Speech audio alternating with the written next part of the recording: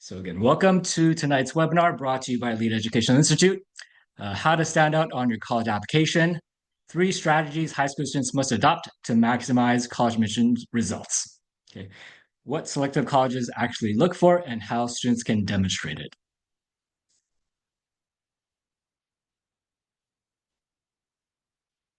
So the reality of selective college admissions is this. Applications to highly selective colleges have surged in recent years. And by highly selective colleges, I'm talking about those admitting fewer than 25%. Okay. And yet more and more students have really strong academic records as well as extracurricular profiles, forcing colleges to try to differentiate among thousands of high achievers. Okay. And yet most are not admitted. So the question becomes, which students stand out? What are they looking for? But before we get into the nitty gritty of the college application process, I wanted to take a look at the surge in application numbers at highly selective colleges and universities. So we have a representative sample of 6 colleges, as you can see on the bottom: MIT, Yale, Princeton, Columbia, Stanford, and Harvard. So these are the application numbers over a span of 10 years from 2015 on the right, and then 2025 on the left, 2015, and then on the right, 2025. So you can see from this pool of 6 colleges, application numbers went from 192,000 back in 2015 to 295,000 just last year in 2025. Okay. In some cases, application numbers increased by 50%. In other cases, almost 100%, almost doubled. Okay. And yet, the admissions rate at these same colleges have been plummeting, okay, by nearly half in some instances. Okay, so MIT, as you can see, goes from 8% 10 years ago to 4%, and similar trends carries on through at Yale, Princeton, Columbia, Stanford, and Harvard. The problem is, as the numbers of applications have increased, the number of open seats have not. Okay, and so while application numbers have doubled, the admissions rates have nearly been cut in half. And just to kind of reiterate that point, you can see the specific admission percentages from an MIT of a low of 4.8% down to Harvard last year only admitting 3.4%. And so wanted to kind of take a peek into the background and see what these actual numbers look like and how applications are reviewed and processed through this funnel here. So we have the applicant pool on the right, and we have the admitted students pool on the left. Okay, so as you saw just earlier, a lot of these schools are receiving 50,000 and more applications each year, and yet they have to whittle that number down to only about 2,200 students. Okay, and so you go from the applicant pool of 50,000, the overwhelming majority of them of the applicants are well qualified to do well at these colleges. And so you go from 50,000 down to about 30 to 35,000. And from that pool, you have students with truly outstanding activities that kind of stand above their peers. And yet, that 10 to 15,000 still is too many, right? They're still trying to get it down to that 2,200. So from that 10, 15,000 applicant pool of strong students, they whittle it down to about half, 5 to 8,000 students that they will take into what they call the admissions committee review, okay, where literally the admissions officers will sit around a table and review hand by hand, application by application, the applications that they're finally considering before they whittle that group down to the 2,200 that they're going to offer admissions to. Okay, and just kind of by way of example, Dartmouth College, which is one of the Ivy League schools, that distinctive applicant pool that they review in the committee is about 7,000. Okay, and from that 7,000, they accept little over 1,200 or so.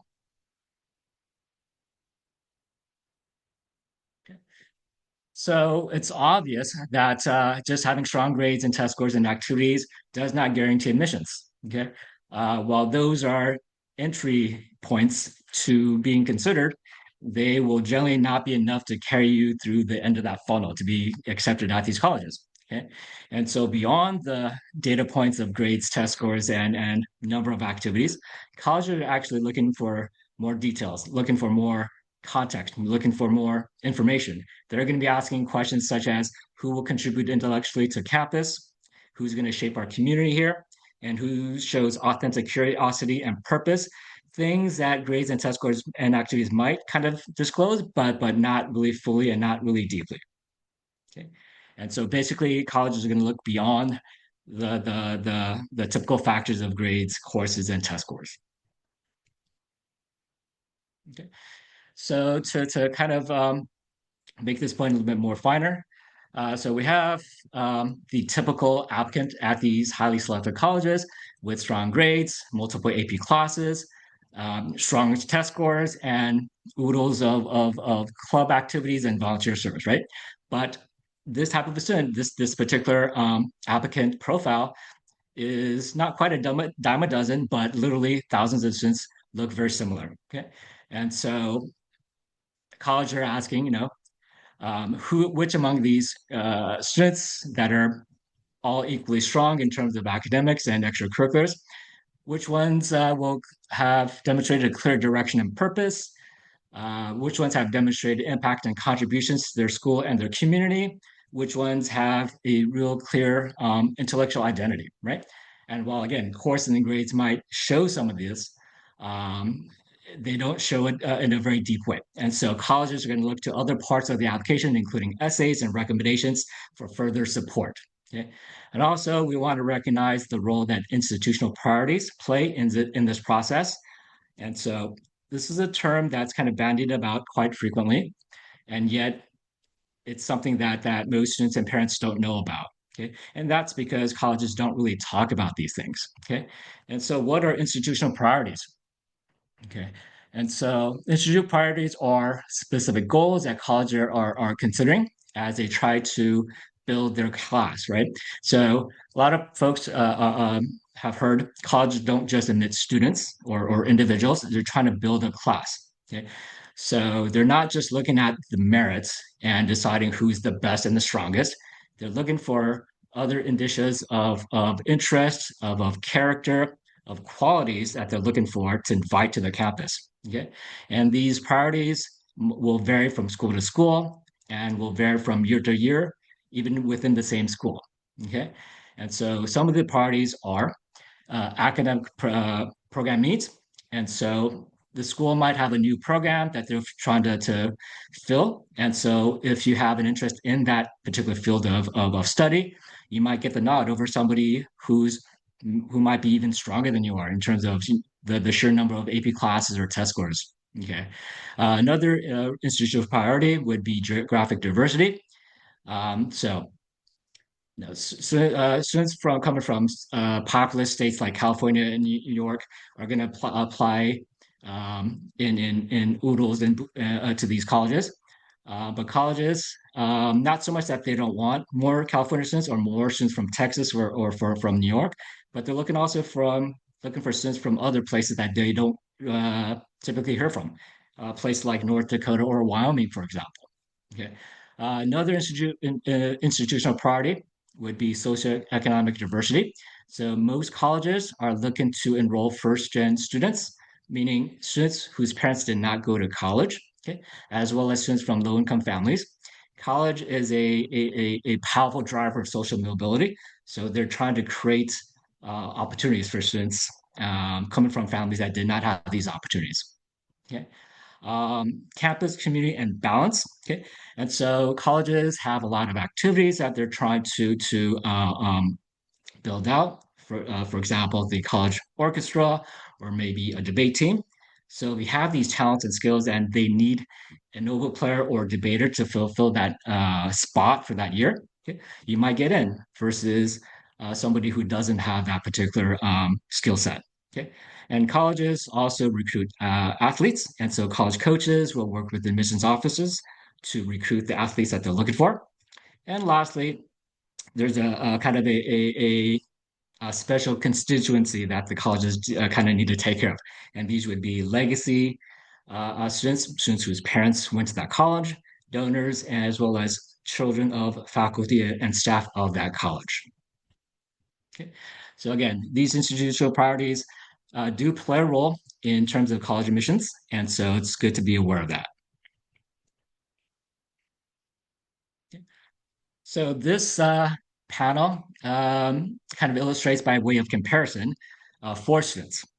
We have student number A or student A with a perfect GPA and really strong SAT score, who's participated in various clubs and volunteer service activities, but not a clear focus or theme to this student's interest or her sense of direction, right? Despite having really strong academic profile. Okay, versus student B, C, and D, none of whom have the same perfect GPA or similarly strong test scores, but with a 3.92 GPA or a 1500 SAT, they're no slouches either, right? They're certainly qualified to do well at these colleges, and they most likely will do well at these colleges, right?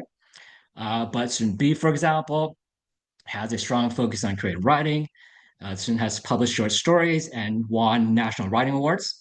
Okay. Student C has a strong focus in environmental science research, having led a community client initiative, published research on environmental science, and is a state winner in the Science Olympiad. And then student D has a strong focus in community impact through education, having founded a tutoring nonprofit and leading 60 volunteers in that organization and developing curriculum for elementary school students, right? I think everybody would generally agree that students B, C, and D have shown more with what they have and what they can do and what they want to do, perhaps, okay? Versus student A, who just has really high grades and test scores, but nothing really distinctive, okay?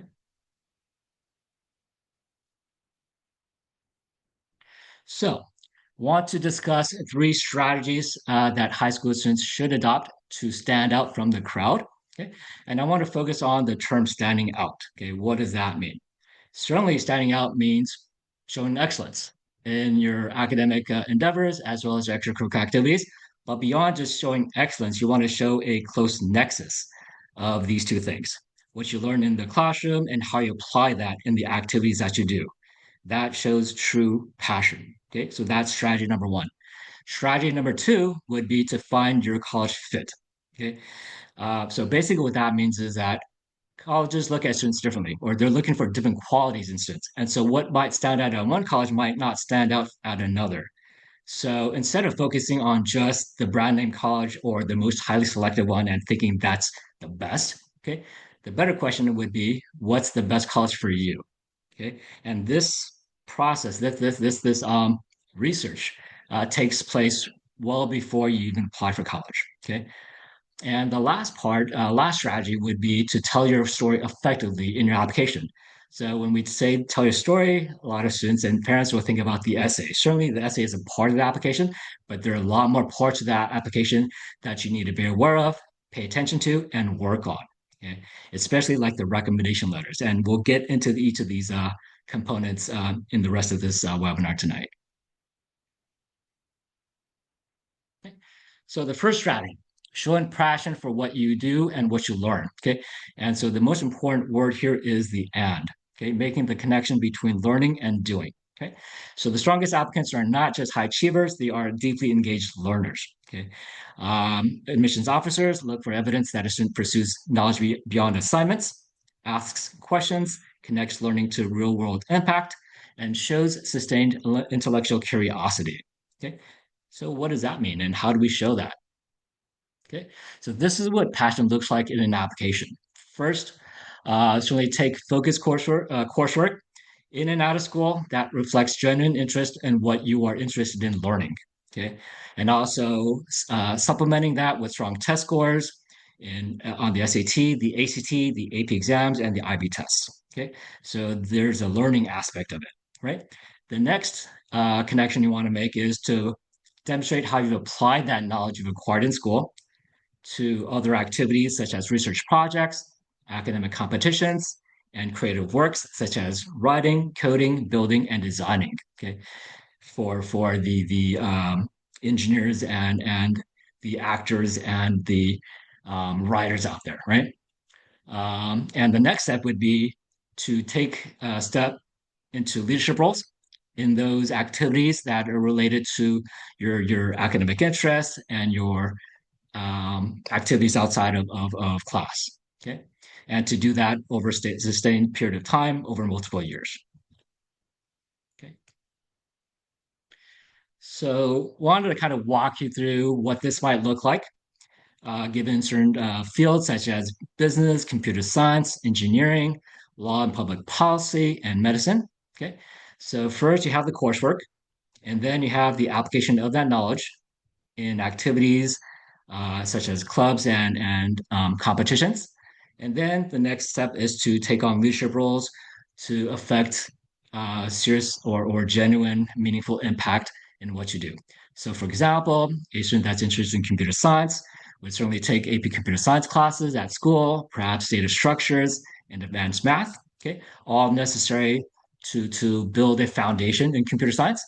But beyond that, so the computer science student should be building apps, should be doing coding projects, should participate in hackathons and the USACO computing Olympiad competition, and perhaps other things like design websites for local organizations where they can apply what they learn from school in practical ways. Okay, and the third level is to lead those activities and those organizations, such as leading a coding club, organizing that hackathon rather than simply just participating, and launching in an app on Apple App Store that's used by hopefully thousands and millions of other people. Okay, and perhaps teaching computer literacy to others. Okay, to younger students or maybe seniors, like having a real impact in the community. Okay, similarly, a student that's interested in medicine would certainly take the catalog of science courses in biology, chemistry, physics, and anatomy, and then stepping up and taking those AP classes at the next level. Okay, applying that knowledge in research, competitions such as Science Olympiad and HOSA competitions, getting involved in Red Cross, both at the school and perhaps in the community, and volunteering at hospitals and senior homes to continue to develop and demonstrate and really deepen that knowledge base. Okay, and the next step after that is to lead those clubs, organize campaigns in the school and the community to raise health awareness or such as mental health awareness issues. Okay. So what college are really looking for is alignment, right? Do the students' courses, activities, and leadership all point in a consistent direction? Okay. Is there a story when they're reviewing this application here? Okay. So another word about the activities. Um, the simple thing to keep in mind is breadth, I'm sorry, depth always trumps breadth, right? So depth means committing to a few core activities, developing leadership roles in those activities, uh, um, create meaningful projects and initiatives that have impactful outcomes, whether at school or in the community, and then therefore demonstrating growth personally, but also intellectually and socially, right? Versus simply collecting activities by joining many clubs, having minimal involvement, where it's just a kind of a random collection of activities. Okay?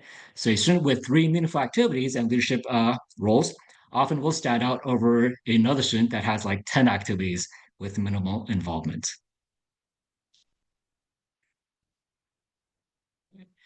So at the end of the day, when you when admissions officers are reviewing the application, what you want them to say at the end of that process is this student really loves learning and it shows. Okay, this student has demonstrated that learning not only through the coursework but also engagement with activities outside of school.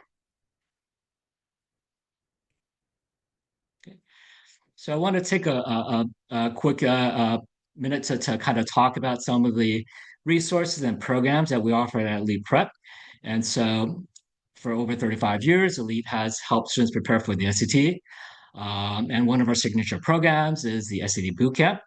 And so really excited to announce that starting this summer, students who participate in our SAT Bootcamp are going to be able to earn UC honors credit in our partnership with Elite Open School, which is a WASC accredited high school. Okay. And that's because the way we approach teaching and preparing students for the SAT goes beyond simple test tricks and strategies into deep learning and developing the types of skills that colleges want to see, such as analytical reading, precision grammar, quantitative problem solving, and data literacy. Okay. And what makes this course an actual course is that we have lessons and graded quizzes and assignments. Okay. And so students are really earning that grade while they're improving their scores for the SAT. Okay? And because it's an honors class, students will be able to boost their GPA and also get honors credit for that course. Okay. And on the right, wanted to introduce you to our website, eliteprep.com, and especially the resources page where we have a bunch of resources to aid you in your college planning process. And so we have a college planning guide, a college list builder, and then the 24 extracurricular profiles guidebook that I designed. So I want to quickly show you what that is and how students and parents can use that. So this is the PDF that you can find on our website. So this is 24 extracurricular profiles for a successful Ivy League application. Okay, and so there are 24 different fields of interest, if you will. Okay, from AI engineer to biomedical engineer to data science to diplomat, entrepreneur, journalist, marine biologist, and on and so on and so forth. Okay, and with each of these pages, we have suggestions for 10 activities that you can consider to get involved with, to demonstrate your interest, and to deepen your impact. Okay. And so this is a kind of a suggestion list, a brainstorming a guide to help our students and parents kind of think this through. Okay. So at the end of this webinar, I'll have a QR code that will direct you to this page where you can take a look at these resources. Okay. All right. So the second strategy is finding your best college fit. Okay. So as I said before, what stands out at one college might not stand out at another, and that's because each college looks for a different quality in the students that they're reviewing. Okay, and understanding those differences is really important to building a smart, strategic college list that will eventually lead to college acceptances. Okay, as I like to tell students, the reason for applying to college is to get into college. It's not to be denied, right? So if you just populate your college list with the hardest schools to get into, you're probably going to be met with more disappointment than not. Okay. And that's not the goal at the end of the day, right? It's to find the college where you're going to be successful at. And certainly those colleges exist outside of the top 10, the top 20, even the top 50. Okay. So keep that in mind. So this is the second strategy we're going to go into. So instead of different colleges value different things. So in the broader strokes, we have research universities and liberal arts colleges. Their goals, their mission, their way of doing things, they're very different. Okay. And so research universities, they look for academic curiosity, they look for research interest, they look for students that have demonstrated initiative and innovation, because research universities, they tend to do, well, they do research, first of all. Okay. But they're also big. And so they want students that are going to take initiative and do their thing, such as start a club, join projects, or participate in competition teams. Okay, they're looking for students that research their professors for research opportunities or design their own independent study or research topics, which is typically available at research universities. Okay, at liberal arts colleges, they tend to value interdisciplinary learning, which is learning across subjects. Okay, they also value writing and analysis, and they're looking for students that are looking for a strong classroom engagement environment. So classroom discussion and debates, right? Because liberal arts colleges typically are very, very small. Some might be as small as like 400 or 500 students, maybe up to about 1,500 students, which is smaller than our typical public high schools. Okay. And then another kind of subset to all this would be engineering schools or programs. A lot of schools have what they call direct admit engineering programs that are kind of reviewed separately from the general application pool. And so if you apply for engineering schools or these particular programs, they're only going to be looking for students with problem solving abilities, strong math and technical preparation, and interest and demonstrated interest in hands-on building projects.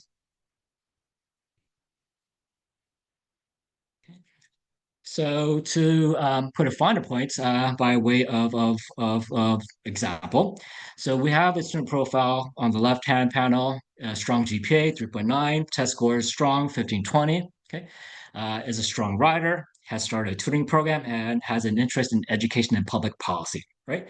A strong profile student, right? And so we have two colleges, College A and College B. College A values writing, discussion, community impact. And so obviously college A would be a really good fit for this student because this student stands out to this college, right? With the strong writing, the clear interest in education, and meaningful service work. Okay. Whereas college B is into research. They tout their national level achievements and specialization in particular fields of study. And so in this case, the student might not stand out so well at college B because there's no good fit, right? There's no demonstration of interest in research not necessarily or winning of national awards. Okay, so even though the student would do well at college B, it may not be a good fit, and so that student might be denied admissions to college B simply because it's not a good match, right? So creating a college list that are a good fit for you is really, really important in this process. And as I said, this process takes place even before you download the application and start filling it out, right? Takes this occurs months and even a year before, right? So one of the biggest mistakes, as I've mentioned, that families make is to build a college list based on rankings and prestige. Certainly that's a factor, but good colleges exist beyond, again, the top 10, the top 50. Okay. So instead of asking, what's a good school, you should be asking what's a good school for me, right? So where does my profile stand out, right? Based on my academics, based on my interest, okay, where is this going to resonate with the college that I'm looking at, right? Which colleges are going to respond to that well, okay? Which colleges value the strengths that I've developed, and where will my interest align with the campus opportunities, whether that be research, whether that be a debate team, whether that be volunteer service, right? Some colleges have a volunteer service requirement, and if you're into volunteer work, that might be very attractive. Okay.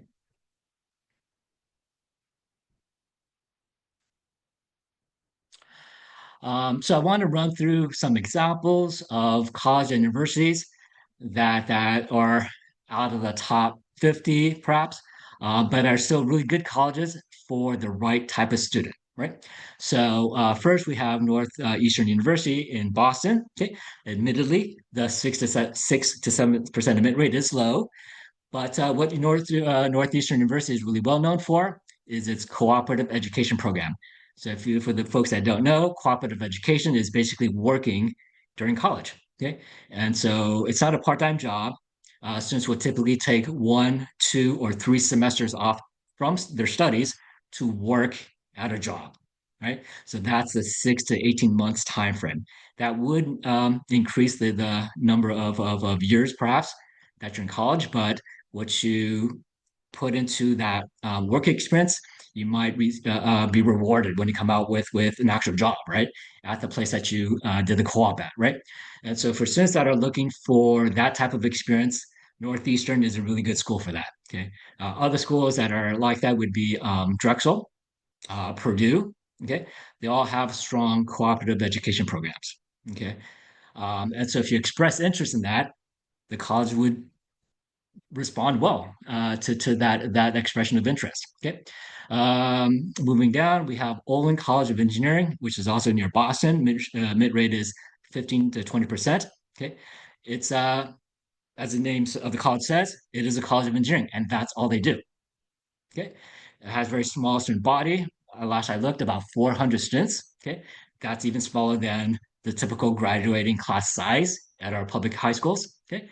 But that's what they do, and that's all they do. Right. And so if you're looking for that type of program and you express that interest in that type of environment, okay, that would be a good fit for you. Okay. Another example would be American University in Washington, D.C., our nation's capital. with a mid rate of 60 to 65%. Okay.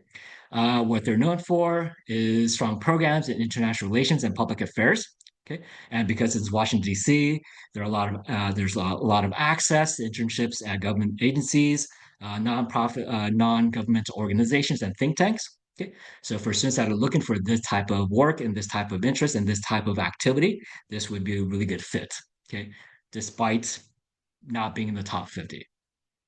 Okay, because this type of opportunity may not exist at other top 50 schools. Okay, and then we also have schools such as Santa Clara University up in Northern California with a mid rate of 40 to 45%. Now it's a Jesuit school. Okay, it's a private school. It's located in Silicon Valley, and so it has really strong programs in business and engineering and computer science. Okay, and so for the students that are looking for that type of environment, Catholic Jesuit environment, with an interest in business and computer science and engineering, that would be a really good fit. Okay. Um, Moving down the line, we have Indiana University in Bloomington, which has a really strong business school called the Kelley School of Business. It's top rated in the country. Okay. And with tons of opportunities not only to study but also to participate and to engage, such as competitions and internships. Okay. The mid rate overall for the university is 75 to 80%, but for the School of Business, it's 30 to 35%, which is still better than the MITs of the world, which is again about 4%, right? And last but not least, last example would be Case Western University, located in Cleveland, Ohio, with the mid rate of 30 to 35%. Very good for pre-med students. Okay. It has partnerships with Cleveland Clinic and University Hospitals. It's one of the few schools in the country that has a straight medicine program or BSMD program. And so students that are looking at medicine and maybe straight medicine programs should take a look at Case Western University. Okay.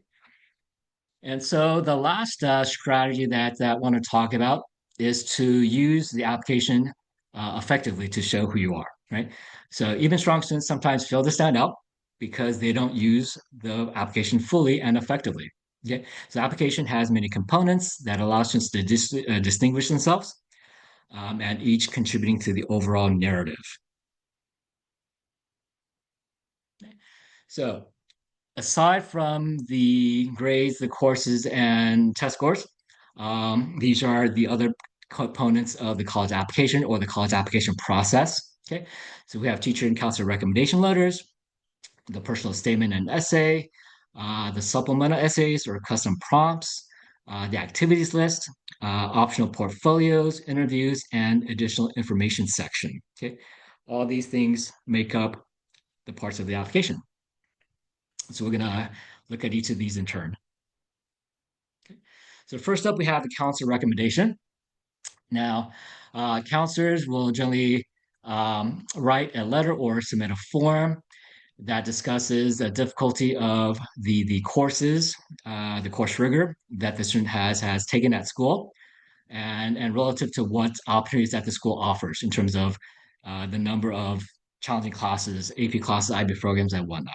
Okay, so the counselor would be able to kind of discuss in a broad view how the student compares to other students at that school in terms of the difficulty of work that the student has undertaken. Okay. The counselor might also talk about the school context in terms of describing the opportunities or limitations of the school environment. Okay. And if the counselor knows the student pretty well, the counselor will also chime in and discuss the student's contributions within the school community, whether that's leadership in the student government or school clubs, or maybe on an athletic team, and the impact that the student has made on the school community there. Okay. Now, at public universities, where counselors are maybe managing caseloads of 2, 3, 400 students, it's admittedly difficult for counselors to get to know students really well. And so colleges understand that. And so college won't hold that against students. But if your counselor knows you well and can speak to about not only your courses and grades, but also your impact on the school, that's really going to help you stand out from the crowd. So work on developing your relationship with the counselors, and that starts from early on in your high school years. Okay. Now, the other type of recommendation that colleges look at would be the recommendation letter, right? And so, strong teacher recommendations reveals things that transcripts in terms of grades and classes cannot show. Okay, things such as intellectual curiosity, engagement in class discussion, taking initiative in your learning, and character and collaboration. Okay, those things are not generally disclosed in a list of classes and grades. Okay, but the counselor should be able to speak to this. Okay. So what you want the counselor to say is this shouldn't change the energy of the classroom, right? So counselor should know you pretty well as an individual student in the classroom, because the teacher has taught you for the full academic year or more than a year if you've had this teacher for multiple classes. Okay.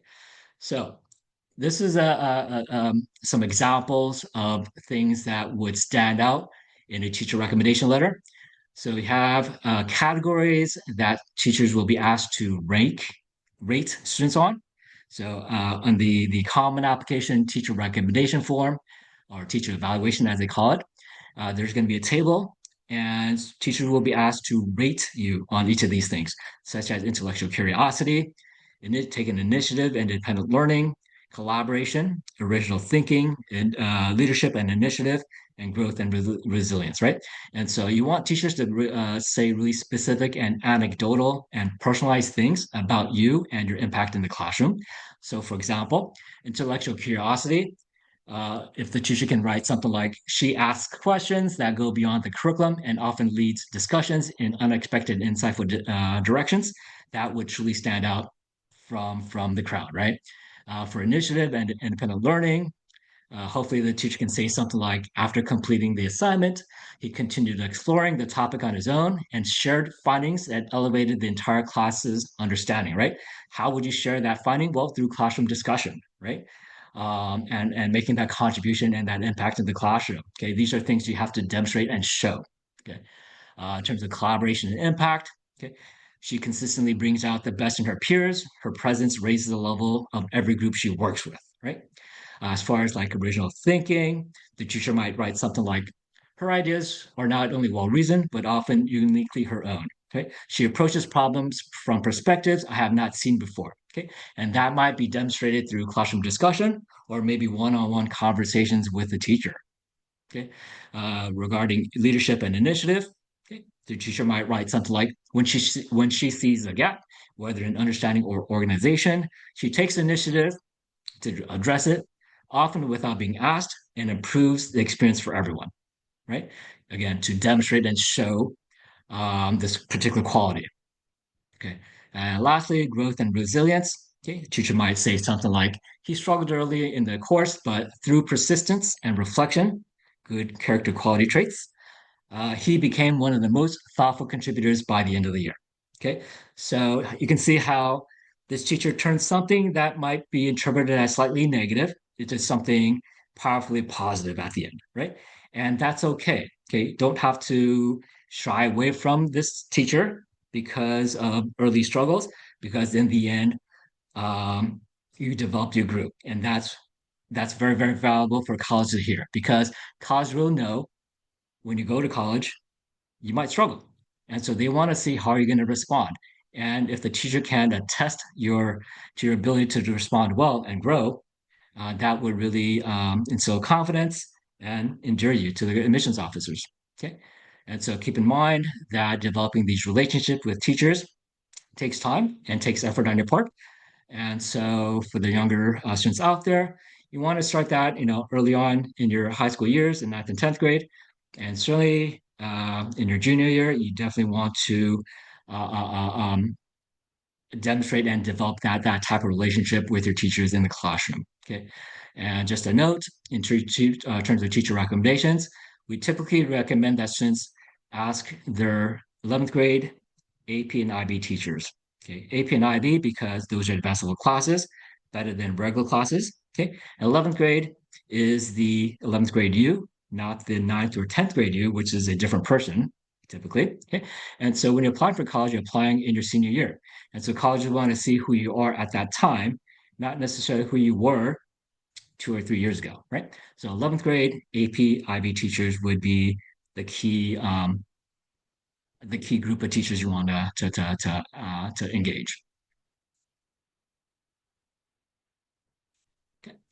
So the next part of the application is personal statements. Okay.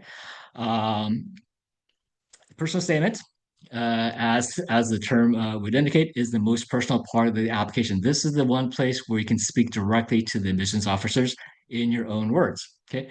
Sometimes that instills fear and trepidation on the part of students, but with time and guidance and practice, okay, you're going to write awesome letters. Okay.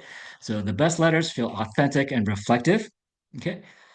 Meaning you need to demonstrate some self-awareness. You need to talk and be confident and comfortable talking about yourself. Okay. And that's a hard thing to do, admittedly. Okay. Now, there are books written about personal statements. There are whole seminars and webinars on personal statements. So I'm not going to get into this too deeply, but I do want to talk about share 5 top pointers. Okay. About the personal statement essay. Okay. So number one, start with specifics and then expand from there, right? So avoid generic introductions, start with a concrete moment, right? So instead of writing something like, I've always been passionate about helping others, okay, try something like, the first time I translated a medical form for my parents, I mistranslated benign as dangerous, okay? And that opening might lead to a bigger story about growing up in an immigrant family, developing interest in medicine, and how this student developed a sense of purpose of wanting to become a doctor that treats underserved populations, for example, right? So through that essay, the student would be able to develop a story that's truly compelling, that develops the student's character and sense of purpose, and also demonstrating the student's growth and sense of direction for the future, right?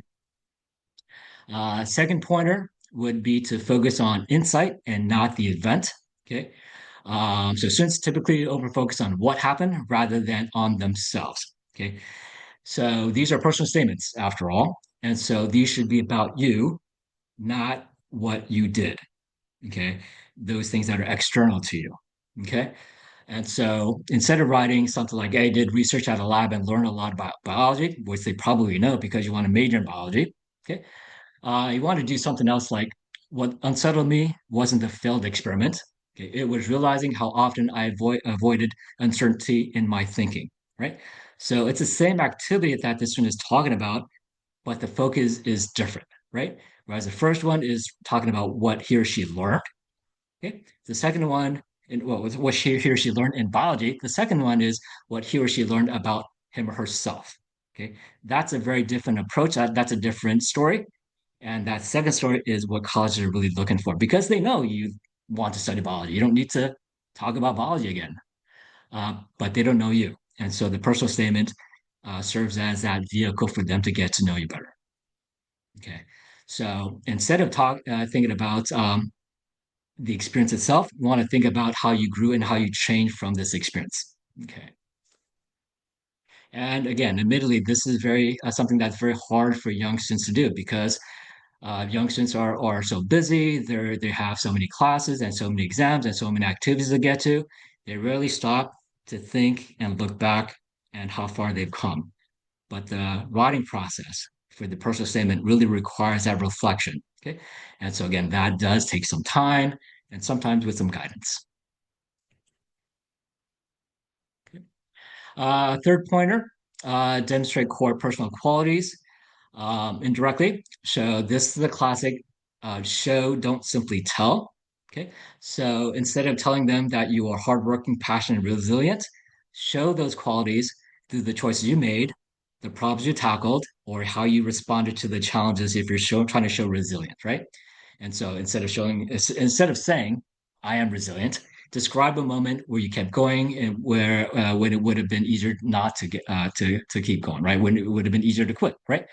That reflects a quality about you wrapped down around the story and provides a context for the message that you're trying to deliver. Okay, that's effective writing. Okay. Pointer number four, avoid the resume in the paragraph form. Okay. And I'll talk about the activity in the next section, but there's an activity section on the application, right?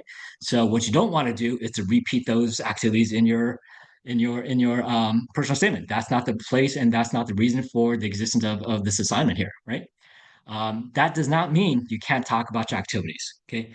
It just means that you don't want to string together a bunch of activities and talk about how you grew from each of these, right? Better would be to focus on one activity and talk about your growth and evolution and involvement. Okay. Again, showing depth over breadth. Okay. And lastly, end with a for momentum, not simply a summary. Okay.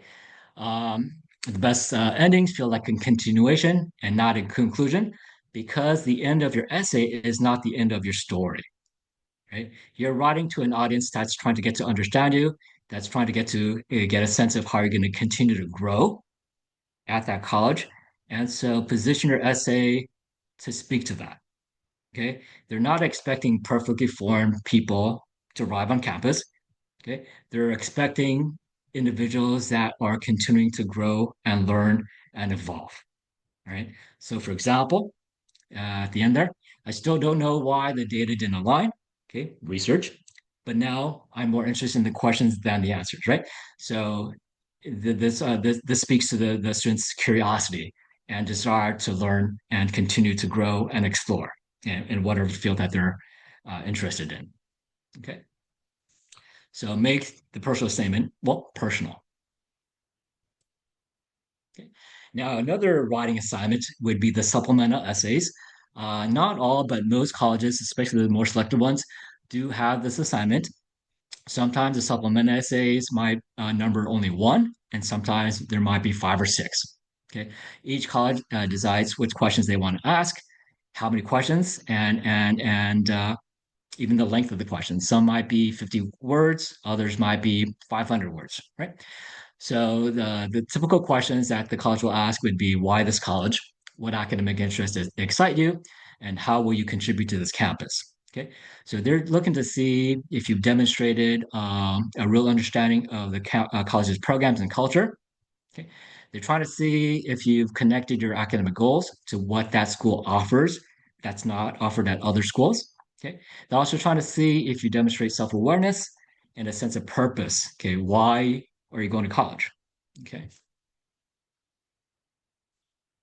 and so I'm going to run through a few examples here of supplement essay prompts and what they reveal about what these colleges care about. Okay, so we have Princeton. The supplemental essay prompt says Princeton values diverse perspectives and the ability to have respectful dialogue about difficult issues. Share a time you engage with someone who had a different perspective. So this prompt shows that Princeton values intellectual discourse, respectful disagreement, and community engagement. Okay, and so if this is the type of environment you desire and the type of values that you possess, okay, Princeton will respond really well to that because you have meaningful things to talk about here. Okay, Brown says students at Brown are known for being independent thinkers who take academic risks. Okay, tell us about a time you challenged an idea or perspective. Okay, if you're reading that question and you're drawing a blank, well, then perhaps Brown is not the right school for you, right? But if you're looking at the question and ideas are popping off in your head, then that's a good indication that Brown might be a pretty good fit for you, right? So, what does this particular prompt reveal about Brown? So, Brown is known for its open curriculum, where students have a lot of academic freedom to design their own kind of pathway, rather than having to complete a set of requirements. Students have the freedom to design and think about what type of courses they want, right? Um, so Brown values intellectual independence and a willingness to question assumptions, as the prompt indicates, right? And Georgetown in Washington, D.C., it says Georgetown's Jesuit values emphasize reflection, service, and global engagement. Describe how these values connect to your goals. Okay, so this prompt reveals that Georgetown values service and ethics, global perspective, and a purpose-driven education, right? And so just these three examples show you very differently how these schools look at students and what they're looking for in students. Okay. Ultimately, colleges are using these supplemental essays to discern whether the student is a good fit for their school. And three more, we have Emory University in Atlanta, Georgia. The prompt is Emory students are known for their passion for knowledge, collaboration, and service. Describe how you have engaged with your community. Okay, so this shows that Emory values service and impact, collaborative culture, and intellectual engagement. So if you've done service in a collaborative way, okay, Emory is looking for that type of student. Okay, if service is not your thing and collaboration is not your thing, maybe Emory is not a good fit for you either. That doesn't mean you're not going to get into good school. It just may not be a good fit for Emory. Okay. Columbia asks this question. Columbia students are deeply engaged with the world around them. How will you take advantage of being in New York City? Okay. So Columbia is in New York City, and so they're very interested in students who want to be there. And so they want to see how you're going to engage with that environment, not only on campus, but also how you're going to extend that learning into the surrounding city environment, right? And then lastly, we have University of Notre Dame. Notre Dame's mission emphasizes mind, body, and spirit. How do these values resonate with you? Okay, so you can see that Notre Dame values holistic development, faith and ethics, and community and character. Okay. And so I've heard this repeatedly from colleges that the answers to these supplement essay prompts are just as, if not more important than your main college essay. So don't sleep on this. Don't push this off to the side. Don't postpone and write these at the very end, right? You need to kind of pace yourself and take time to really think about how you're going to respond to these questions. Okay. And as I said before, a lot of times these responses are limited to anywhere from 150 maybe to 250 words. And so you have very limited space to talk a whole lot about yourself. Okay. And next we have the activities list. Okay. Um, the list of activities that you're involved with outside of classrooms. Okay. And so these are very much character limited. So might have 150 characters on the Common application to 350 characters on the UC application to discuss your interests, accomplishments, and contributions. And typically, you'll be able to arrange the list of activities in order of importance to you. So there should be a rhyme and a reason to how you place the order of activities. Okay. So you want to demonstrate your commitment over time. You want to show how you've taken leadership and initiative in what you do. And you also want to talk about the impact and growth that you've experienced through these activities. So here's a quick table of things to do and avoid doing. Okay. So you want to focus on your role and responsibilities and talk about what you actually did rather than simply describing what that club is. Okay. They don't need to know that. They want to know what you did in that club rather than wasting time to talk about what that club, you know, is about. You should also highlight your impact and your results in terms of quantifying by numbers, outcomes, and growth, rather than simply listing a bunch of duties without discussing the impact that you made. Okay. I also want to use strong action verbs, okay, rather than being generic and vague. Okay. So use things like led, organized, created, developed, rather than simply things like participate in meetings or practice and play games, right? Be specific and concise. Again, you're character limited, 150 to 350 characters, not words. Okay. Avoid using acronyms because colleges don't know what those acronyms mean. Okay. And lastly, but not least, show progression over time. For example, I want to talk about how you went from becoming a member to becoming a project lead to becoming an officer of that club. Okay. And what you don't want to do is to repeat information across entries. So don't take one activity and try to spread that out over three different fields. Okay. So college at the end, when they're reviewing their activities list, they want to understand you again through this list of activities. Okay. So they want to understand how you grew and what difference did you make? What impact did you have? Okay. And very closely tied to activities would be optional materials and portfolios. Not all colleges do this, but some colleges do. And so the colleges that do allow optional materials would be a great way for you to show and not simply tell to the activities list, right? So optional materials would include research abstracts, creating writing samples that you've published, art and design portfolios, engineering and coding projects, and artistic performance recordings, music theater, uh, um, and other performances, right? So this is another way to take advantage of the space on the application to, again, to stand out from the crowd by showing them your talent and your skill and your publications. Okay. Another aspect of the college application would be the interview process. Not all colleges do interviews, but when they do provide an opportunity for students to stand out from the crowd again. So even though these are not required, we do strongly recommend that students take advantage of interviews. Okay. So typical interview questions would be something broad, open-ended, like "Tell me about yourself." Okay. Other questions would peer into your intellectual interests. What are you interested in studying and why? Okay. Obviously, they're going to ask you, why are you interested in this college, to understand your understanding of this particular college and how it fits your plan academically and for your future. Okay. They might peer into your activities and the impact that you've made and how you articulate that. Okay. They might get into discussing your character traits, such as resilience, reflection, and maturity through challenges you faced. Okay. And they also want to get a sense of how you're going to impact the college community that you hope to join. Okay. And so while the interviews are not interrogations, they're more like conversations. And so you do want that conversation to flow naturally, not rehearsed. But it does um, help to do some practice, because young kids a lot of times they are not they don't have a lot of experience with interviews, and so they get nervous. And so getting some of the nervous bugs out before you do the actual interview would be a good idea. Okay.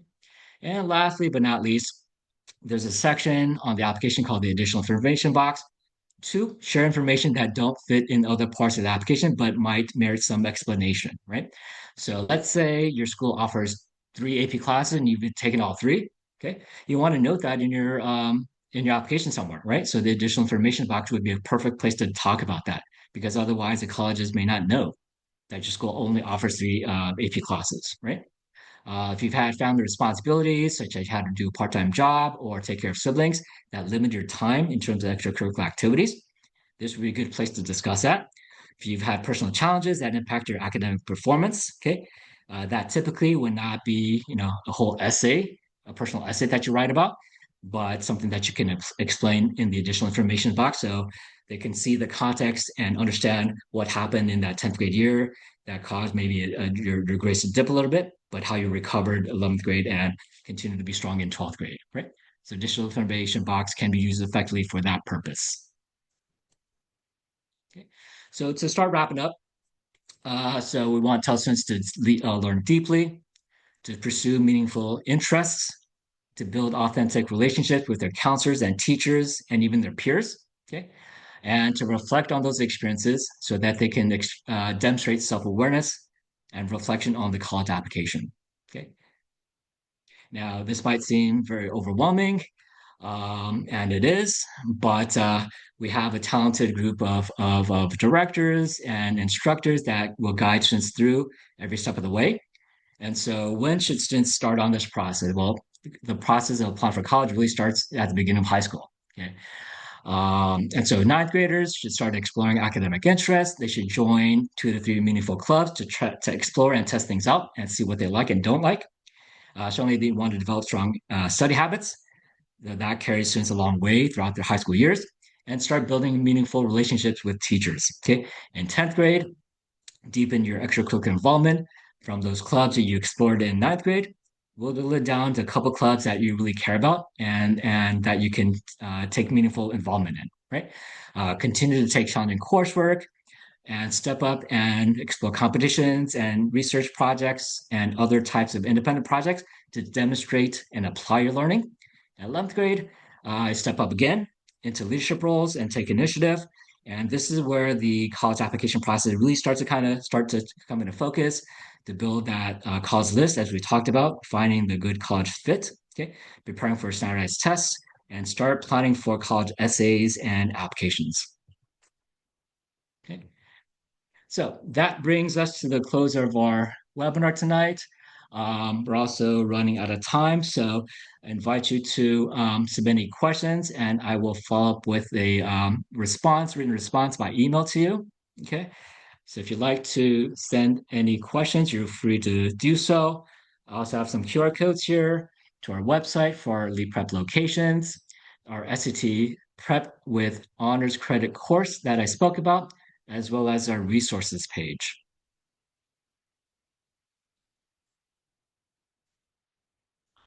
So I'll leave this open for a little while for you to ask questions.